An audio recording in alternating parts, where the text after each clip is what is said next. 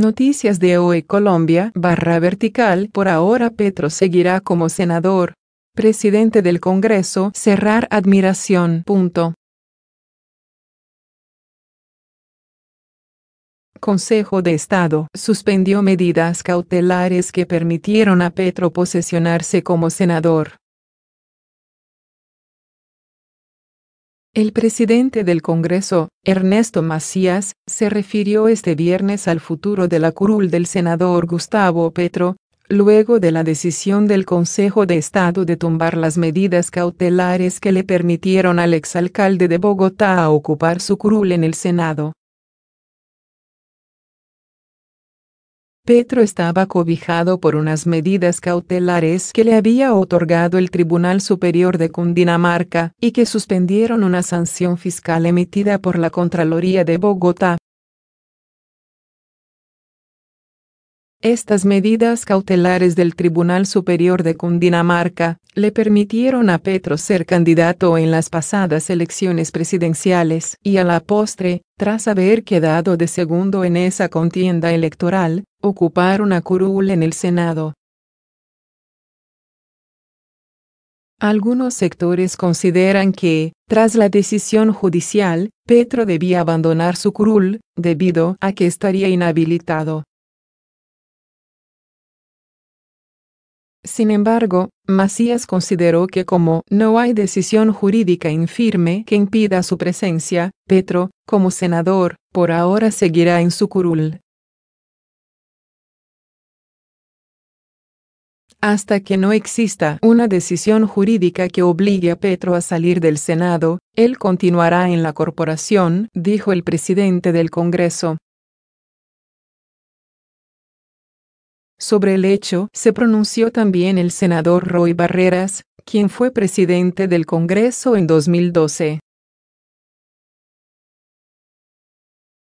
Para el senador de la U, una decisión administrativa no puede anular una decisión popular democrática. Sobre el asunto de si Petro está inhabilitado o no por la sanción impuesta por la Contraloría, la defensa del exalcalde, Dagoberto Quiroga, argumenta que la posible inhabilidad no aplica, pues el contralor, por ser un funcionario administrativo, no puede afectar el ejercicio de los derechos políticos de un ciudadano. La decisión del contralor, por ser un funcionario administrativo, no aplica inhabilidad hasta que el contencioso administrativo o un juez de la República se pronuncie, porque la Constitución en el artículo 98 dice que el ejercicio de los derechos del ciudadano no se pueden suspender sino por decisión judicial, explicó Quiroga.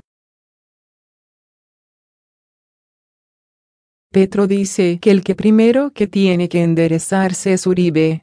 El ex candidato criticó la falta de liderazgo de Iván Duque. Luego del polémico video en el que aparece el senador Álvaro Uribe Vélez diciendo: "Necesitamos que Duque enderece, porque si Duque no endereza nos va muy mal", se conocieron las reacciones de diferentes sectores políticos que interpretaron esta frase de diversas maneras. Gustavo Petro se pronunció frente a lo dicho por el líder natural del Centro Democrático, afirmando que el primero que debe enderezar es él, Uribe. Tiene que enderezarse primero Uribe, de pronto, las ramas se enderezan también, pero el primero que tiene que enderezarse es Uribe, afirmó Petro.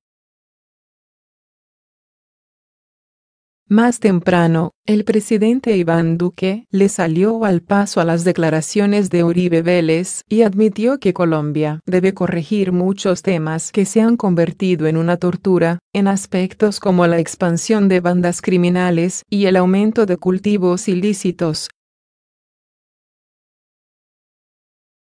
El congresista afirmó que al presidente Iván Duque le quedó grande el país, al igual que el Congreso de la República, por el tipo de programa político que presentó ante el legislativo.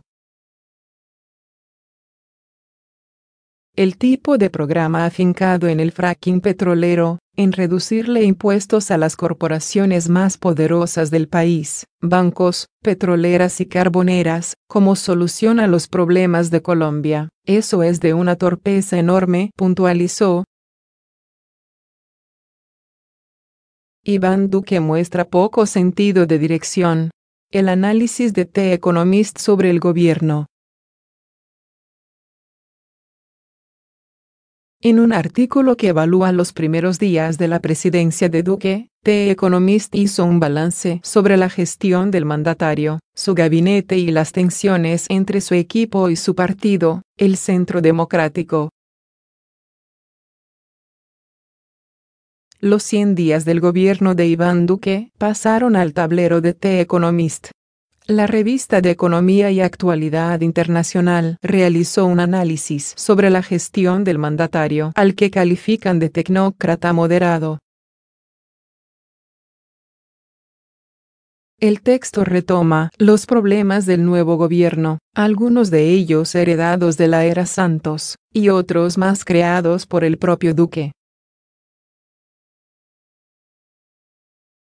La portada del análisis habla por sí sola.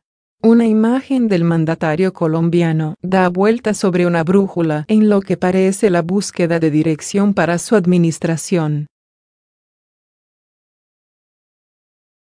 Acosado por los problemas, el nuevo presidente de Colombia muestra poco sentido de la dirección, se lee en la primera frase del texto. The Economist hace especial énfasis en las recientes encuestas en las que la imagen de favorabilidad de Duque cae drásticamente, y luego analiza uno por uno los principales retos de su gobierno. Ha nombrado un gobierno a su propia imagen. Tiene mucho sobre la mesa y se ha topado con dificultades políticas. El índice de aprobación de Duque se ha desplomado a solo 27%, desde 54% en septiembre, según una encuesta realizada este mes por Inbamer, dice. El reconocido medio comienza el balance sobre la crisis migratoria de los ciudadanos venezolanos. Su gobierno debe hacer frente a la llegada en los últimos 2 años de más de 1 millón de venezolanos, que huyen del caos de su país, aseguran. El segundo de estos grandes desafíos es la economía.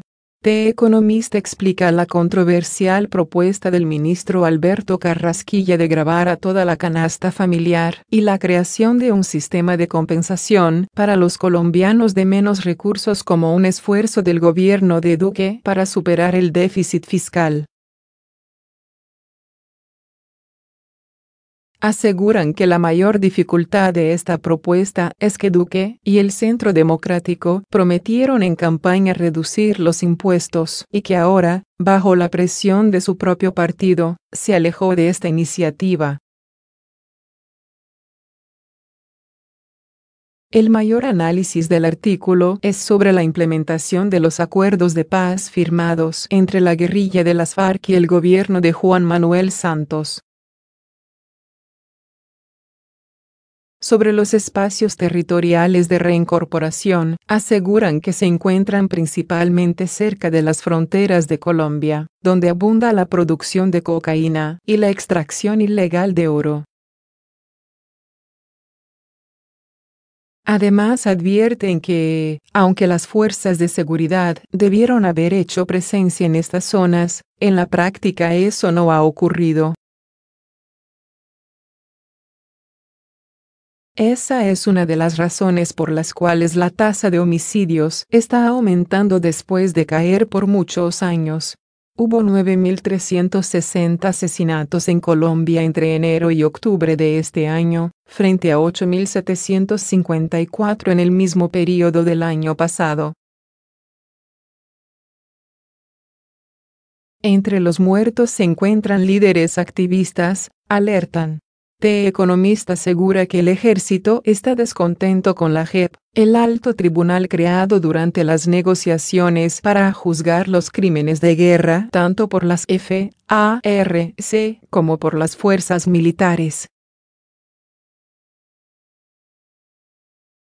Y señalan que este asunto ha generado una fuerte tensión entre Duque y su partido, el Centro Democrático. Durante la campaña presidencial, The Economist había hecho pública su preocupación por la llegada de Iván Duque a la Casa de Nariño. Los colombianos están en lo correcto al preguntarse si el señor Uribe va a tener demasiada influencia en la presidencia de Duque, dijeron al descartar al entonces candidato como una buena opción para el país. El reciente análisis aparece en un momento en el que Duque ha visto la aceptación de su gobierno desplomarse en solo 3 meses en el poder.